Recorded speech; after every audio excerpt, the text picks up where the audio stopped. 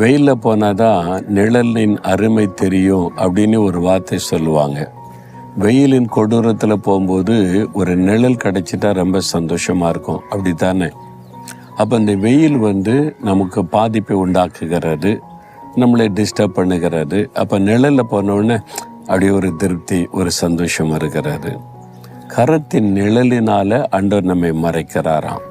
இந்த வெயில் காலத்தில் தான் நிழல் நமக்கு ரொம்ப அவசியம். அதுக்கு தான் கொடை பிடிக்கிறோம், ஒரு நிழலான இடத்தை தேடி போகிறோம், மரத்தின் நிழலில் போய் கொஞ்சம் ஆசுவாசப்படுகிறோம்.